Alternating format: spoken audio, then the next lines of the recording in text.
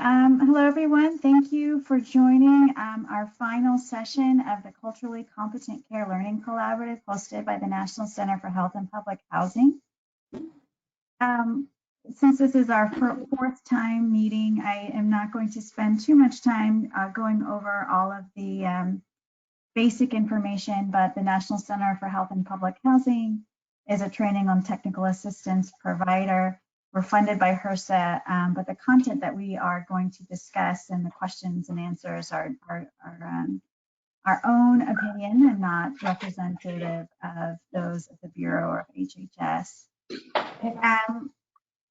These are the housekeeping items, but actually, since this is intended to be a discussion, we are not going to mute your lines. Everybody's lines are unmuted, and we want to use this as an opportunity for everyone to speak freely and ask your questions and share ideas and best practices and promising practices, whatever they may be.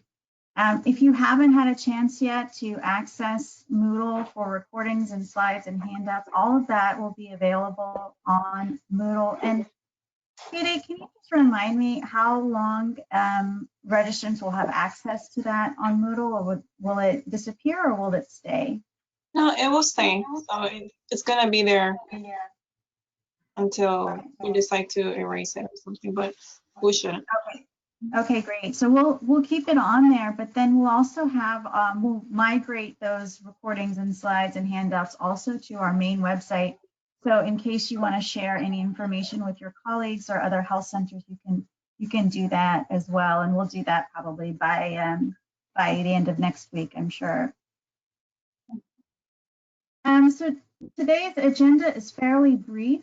We are just going to go over really very briefly what we learned over the previous 3 sessions. I want to show you the Office of Minority Health's website so that you can see the resources that are available there, and then we'll just go into the Q&A period.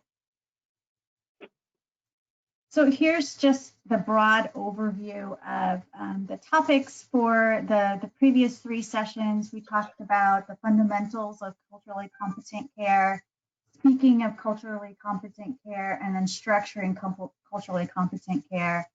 And the first session was just a broad overview of what culturally competent care means and how to develop it, how to develop patient-centered care and effective communication.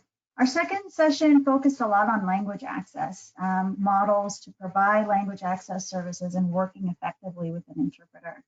And then our final module was on the importance of the environment and the climate, the work setting, assessing the community and building community partnerships. This is the website for Think Cultural Health. This is the Office of Minority Health's culturally competent care website, and this is where the national CLAS standards are located. I want to point out 2 different resources that are available on this website that might be useful for you. The first is a blueprint for addressing and sustaining CLAS policy and practice. It's an implementation guide, and it explains all of the standards, their purpose, the components, strategies for implementation, and it also has additional resources there. There's also a crosswalk on the website that you can compare previous, you can compare the national CLAS standards with the accreditation standards or the performance metrics of other organizations. So if that's of interest to you. And then they also have additional videos and different additional resources and tools that you might find helpful. So now is the time for our Q&A, our office hours. I see that we have several individuals that have joined the call today. Jose, since we have the time, should we go around the room and just and ask people to say hello and unmute their lines and let's ask them, what it is that they're hoping to learn or gain or discuss today. Should we do that, Jose? That's a great idea. And if by any reason you don't have access to a microphone, you can also use the chat box just in case. But we are going to be very happy to hear from you and listen to your challenges or best practices or anything that you would like to discuss with us. And if you have any questions, this is the moment to ask your questions as well. Okay, so I have unmuted all of your lines, but you will need to unmute yourselves. I see that you guys have unmuted yourself, and I appreciate that while you're not speaking. So I'm just going to go down the line. I see Ashley Rogers. Ashley, would you mind unmuting your line and just saying hello to the folks? Tell everyone why you're here or what any questions that you might have.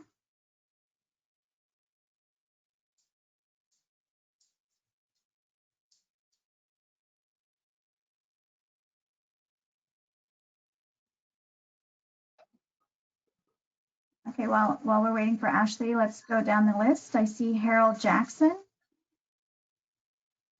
Good afternoon, Harold Jackson with Tampa Family Health Centers in Tampa, a cool Tampa, Florida today. I don't know whether across the nation, but happy to be here. I'm the community relations liaison, and I've been charged with kind of guiding these conversations throughout our organization, racial equity and cultural.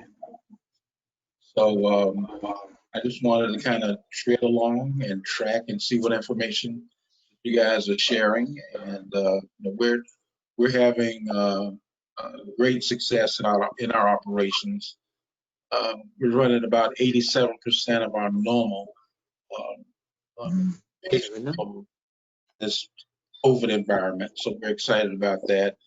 And at 15%, 20% is being picked up by telemedicine, telehealth, telepsychology. So we're happy to still be in the game and providing a services. Thanks. I'm excited to be a part of the call today. Thank you. Great, thank you and welcome. And the next person I see is Jessica Zimmerman.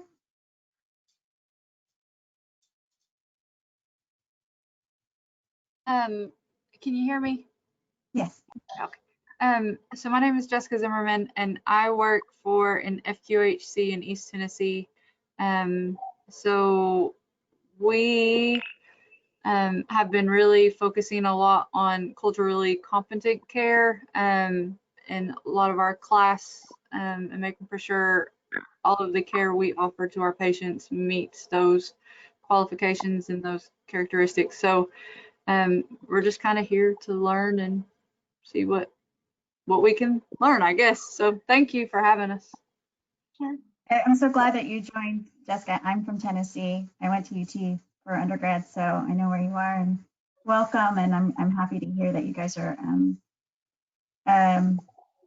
trying to improve your class standards at your health center. Just wondering, what is your patient population? How diverse is it, and what are the categories of patients that you see? So we have 5 clinics, and I would say that out of those 5 clinics, 20% of our patient population is Hispanic. One of our sites is a migrant clinic. So during the summer, we have a lot of migrant farm workers. And within recent years, we've actually had an increase in Haitian Creole speakers. So we've kind of had to adapt to that as well. But those are probably our main Hispanic, and then the Haitian Creole. We have a few other, but it's, one here or one there. So mainly those 2 populations. Thanks for sharing. The next person on the list is Miss Millie Portillo.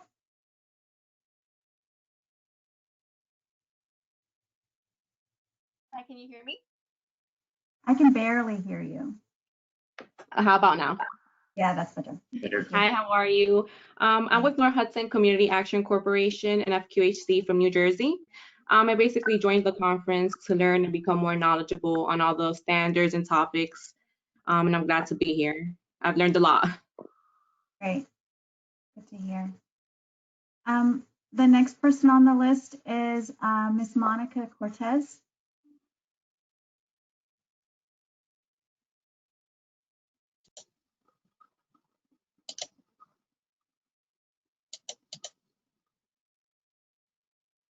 Okay, why don't we skip down to the last person on the list is Mr. Vincent Villanova.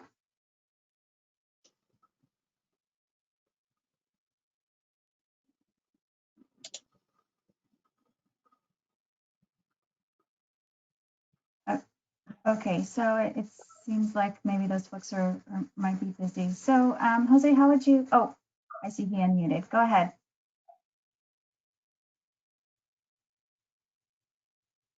Would you like to introduce yourself and if you have any questions to the group?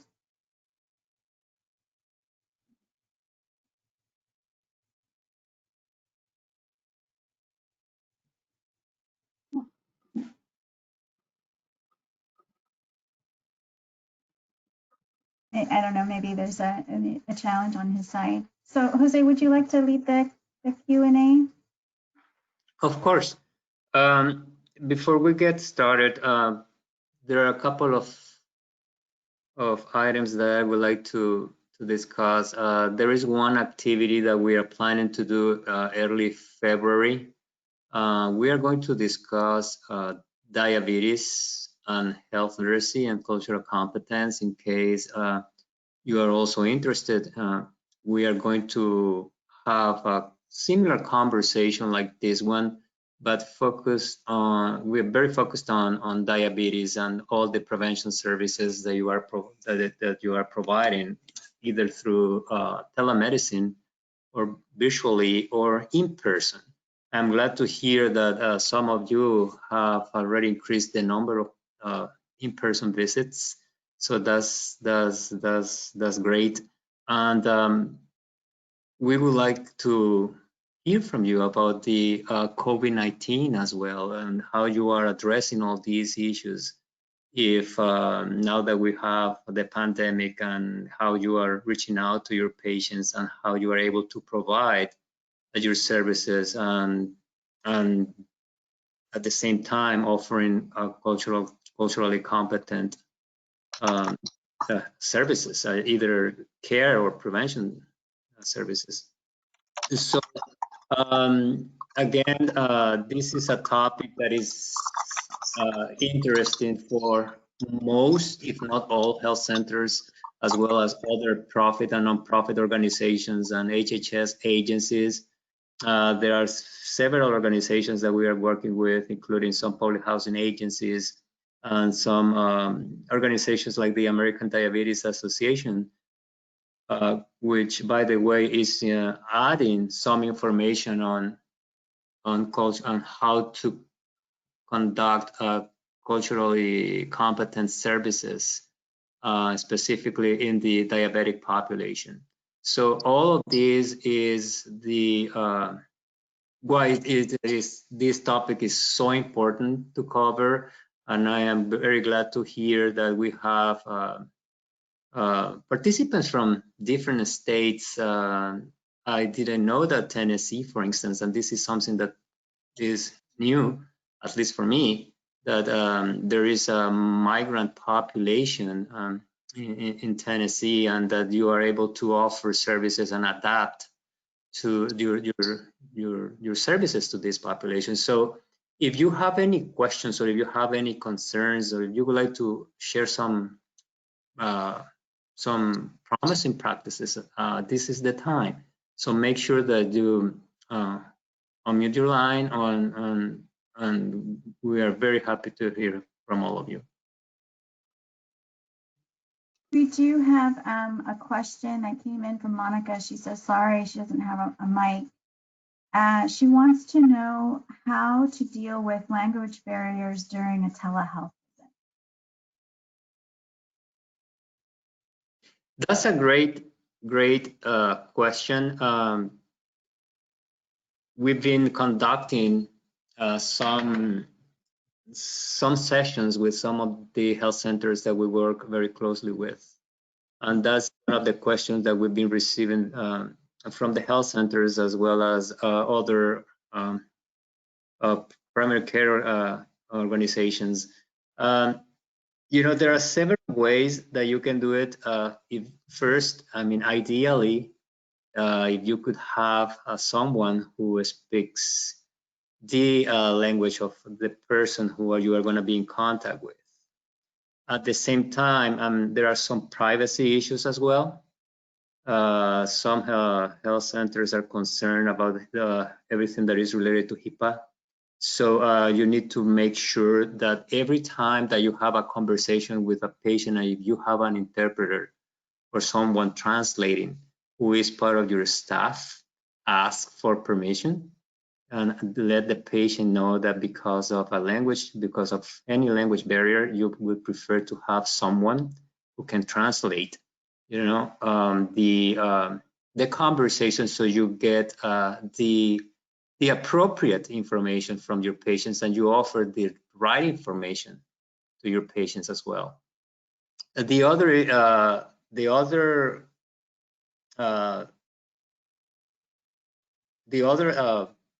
technique, I guess, that health centers are using as well is that if you have a patient, specifically a patient who is an elder patient, you know, or an old patient, they usually have some relatives who are bilingual, and that you can get information from regarding the condition, how the patient is evolving, the medication the patient is on, or if you are trying to get any additional information from the patients. As we discussed, sometimes this particular technique, I guess, has some challenges that, as we saw in some of the videos, sometimes if you are going to ask some conversation, or you are going to ask some questions that are very that are going to somehow be very private, you know, or the patient doesn't want to share to other family members, then it's better to have someone, you know, from the community or an interpreter that you can use, so the person is more free to share that information with you.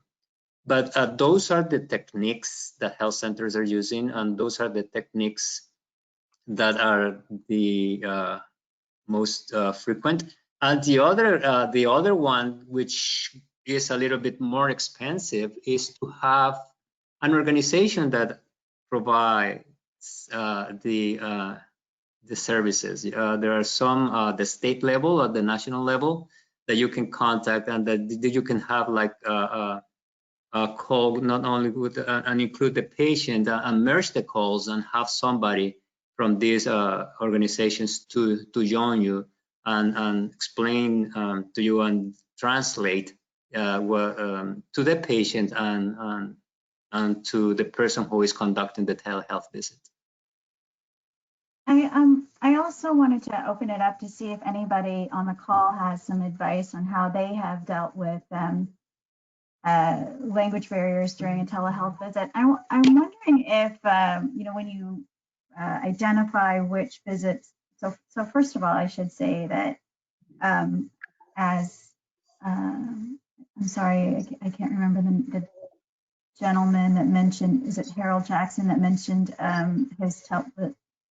that he's at around 40% of telehealth right now. But anyway, telehealth visits, telephonic visits have definitely increased during COVID-19 and will most likely continue to occur. So I think this is a challenge and an issue that people will go through. And I was wondering if there's a way in your workflows that you're flagging patients who speak another language other than English who may need an interpreter before you have the telehealth visit, if the provider is aware of that before they conduct the telehealth visit, as well as if providers are trained to know, you know, which patients may need interpretation services.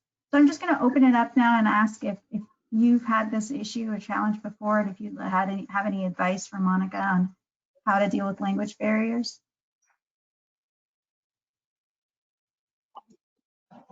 Hello, this is Vince Villanova. Can you hear me? Yes.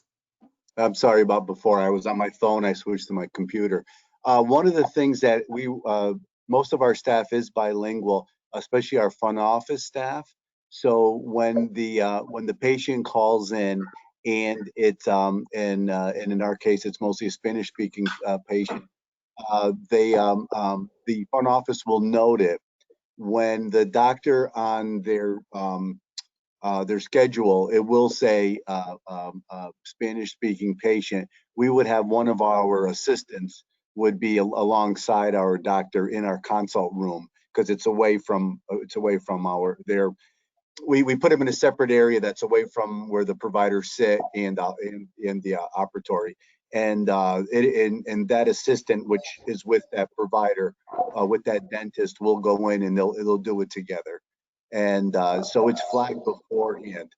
If it happens that it doesn't by some means, our provider, the consult room is so close to the clinical floor that that they'll be able to get somebody ASAP. But it's all due to the workflow starts at the front desk that flags that right in the appointment, we use ECW. It's right in the appointment visit. Excellent. Thank you for sharing that information. I believe that you have a great strategy, and I'm not sure if this is, I mean, every time that you're going to have a patient, and probably a patient who doesn't speak English well, or you are going to have some difficulties communicating with the patient if you prepare, I mean, if you have that person, in advance and you have somebody like part-time or full-time, working with the providers. Yeah, and we also have to have the person. The technology is sometimes the hardest part when you do the televideo, and we were fortunate that our staff had so we will text the video information to the patient, so they're able, and it'll be in Spanish also. So we also have our instructions on how to do the technology in Spanish. Just like before, how I couldn't use my phone to talk to you guys, and I went to my computer. That's really what the teledentistry for us has been the hardest. And of course, when COVID started, one of the groups of individuals, patients you didn't want to come in were our elderly patients who were having issues. And of course, that was the least technology savvy group that we have. So that was hard. Thankfully, usually a loved one, a family member would help out. But we had some amazing stories about televideo and what we diagnosed over videos with the technology. Great. Thank you again for sharing, and I hope that helps Monica with her question and needs. And I'm not sure if there is any other participant who would like to share any experiences with us.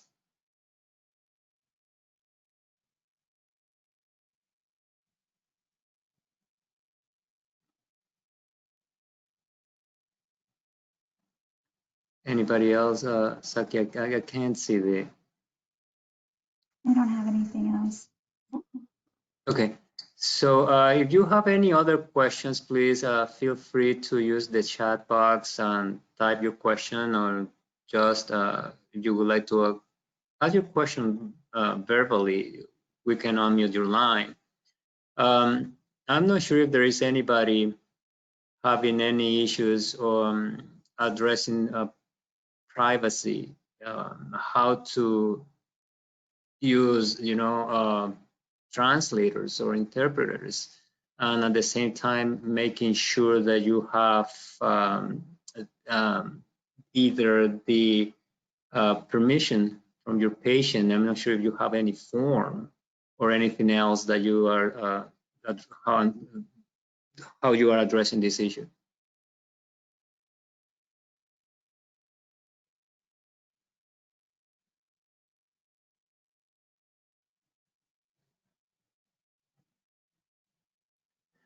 All right. The other the best practice that we can share is we just had a conversation with a group of health centers, and how they are communicating with patients is through a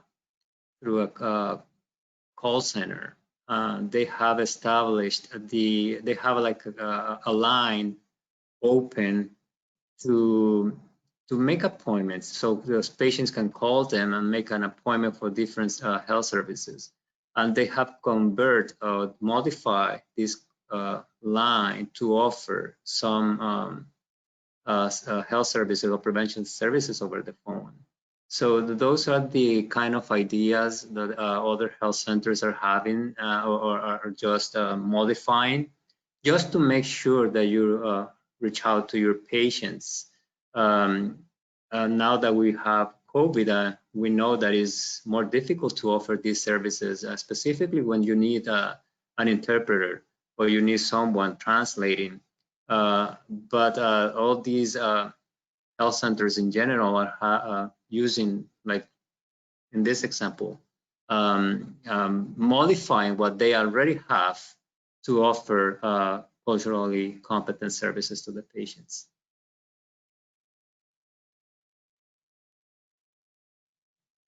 Any other questions? I can't see if there is any other questions in the chat.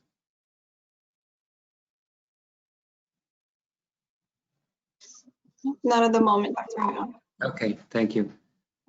The other issue that we have discussed with the health centers as well is how you make sure that patients are following your instructions. Specifically when you have patients with chronic medical conditions. And you have, for instance, I can give this example, a patient with diabetes, and they have to have some information like a log where they can monitor their insulin, dose, or the glucose, and how you are sharing, that information. If it is through a conference call or video call, that's easy because they can show you the information. But sometimes you provide these services over the phone. So some of the health centers are using faxes, a fax line where they can get that information, review it, and then destroy it, or just add it to the patient's health record. So those are other strategies that we have collected from health centers. And I'm not sure if there is anybody else doing something similar.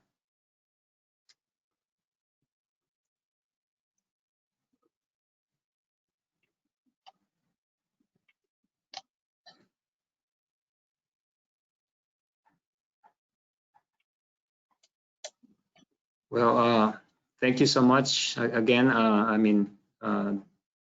We are very happy to have you all on.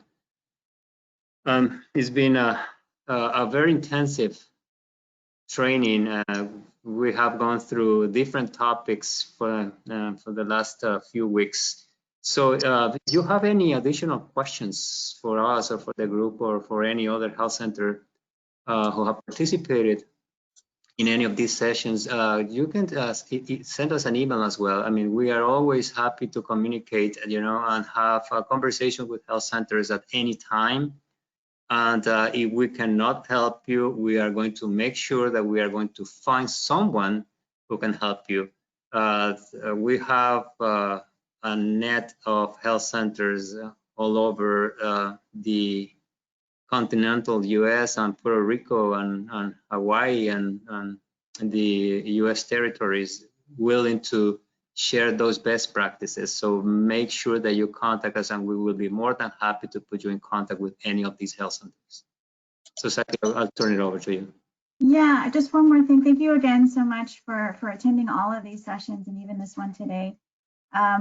We will be sending an evaluation immediately after, like we have been before, but I wanted to say that we are going to send an evaluation in about 3 months to ask you if you have been able to take what you've learned, any of the standards that you've learned over the course of this Learning Collaborative, and implement it at your sites. We'd be very interested to hear your strategy for doing so, any challenges that you faced, and how it went. Any of those things in an evaluation that we send you in a few months. So that's all that I have for me.